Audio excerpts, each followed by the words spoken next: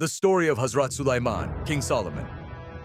And Queen Saba, Queen of Sheba Balqees, describes the prophet's encounter with a powerful sun-worshipping queen from the ancient kingdom of Sheba, Yemen, Ethiopia, who was known for her wisdom and wealth, leading to her eventual submission to the one God after receiving a letter from Suleman, tests involving miraculous throne transport and a humbling palace experience, culminating in her embracing Islam in the Quranic narrative, as detailed in Surah Naml. In an age of wonders, the magnificent kingdom of Hazrat Suleman flourished, a testament to his wisdom and power. One day, a hoopoe bird arrived, bringing a startling report from a distant land.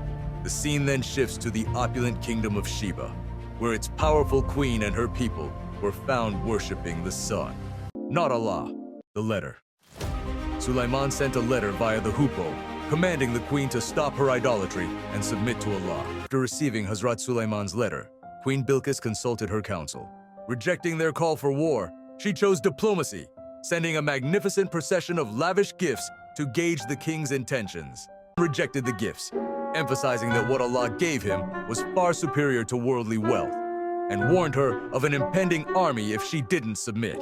Impressed by Hazrat Suleman's rejection of her gifts and his unwavering faith, Queen Balqees decided to travel to his kingdom herself, seeking to witness his wisdom and power.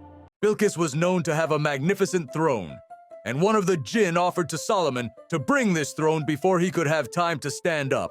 Another wise man at the court offered to bring the throne to him within the blinking of an eye. And sure enough, the throne of Sheba was transported to him, so that it was waiting for her, in disguise, when she arrived.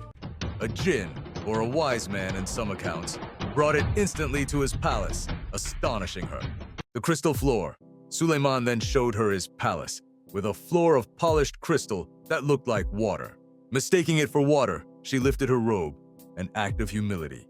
Realizing the divine power at play and the truth of Suleman's message, she declared, "My lord, indeed I have wronged myself, and I submit with Suleman to Allah, the Lord of the worlds," embracing Islam.